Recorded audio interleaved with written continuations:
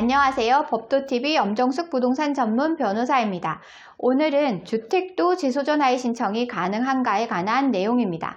상가임대차에서 임대료를 연체하거나 제때 건물을 비워주지 않는 세입자가 늘어나면서 건물주들은 임대차 계약 당시부터 재소전화의 신청이 필수로 여겨지고 있습니다. 재소전화에는 악덕 세입자를 만날 경우 명도소송 없이 빠른 강제집행 신청이 가능하기 때문입니다. 이에 주택임대차에서도 재소전화가 가능한지 궁금증이 생기기도 합니다.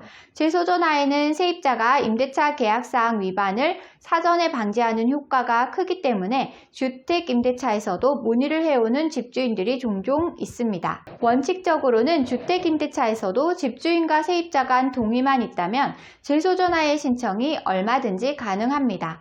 법률 용어가 어려운 분들을 위해 용어 설명부터 하고 갈게요. 재소전화란 소송을 제기하기 전 화해를 한다는 뜻으로 법원의 성립 결정을 받는 제도입니다. 화해조서가 성립되면 강제집행의 효력을 가집니다. 주로 상가임대차 관계에서 많이 활용되고 있습니다.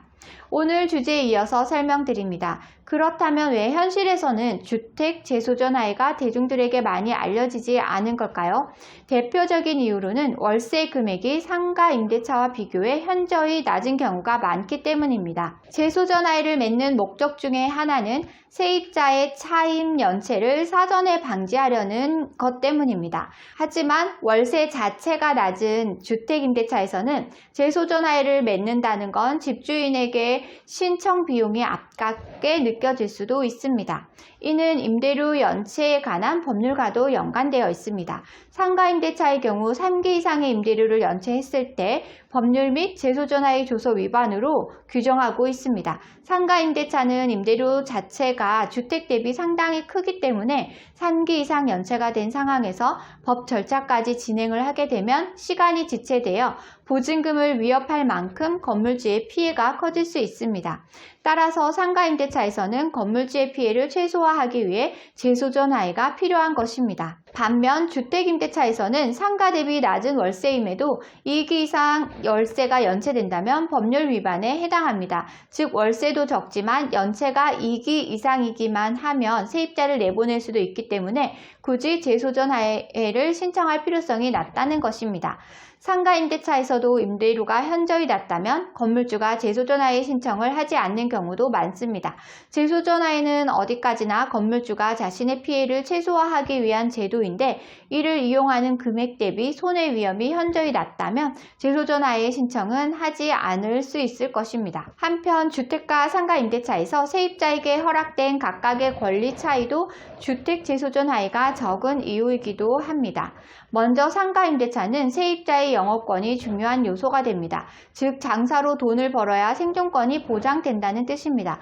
하지만 세입자가 당장 점포를 다른 곳으로 옮긴다고 해서 장사가 잘 될 것이라는 보장은 없기 때문에 자신이 잘못을 저질렀음에도 버티는 사례로 이어지기가 쉽습니다.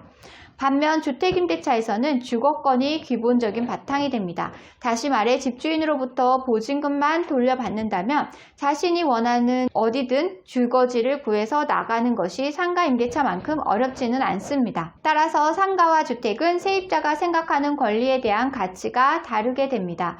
재소전화의 최종 목적인 안전한 명도가 상가보다 주택은 수월하기 때문에 재소전화의 신청 건수가 낮은 것으로도 볼 수 있습니다.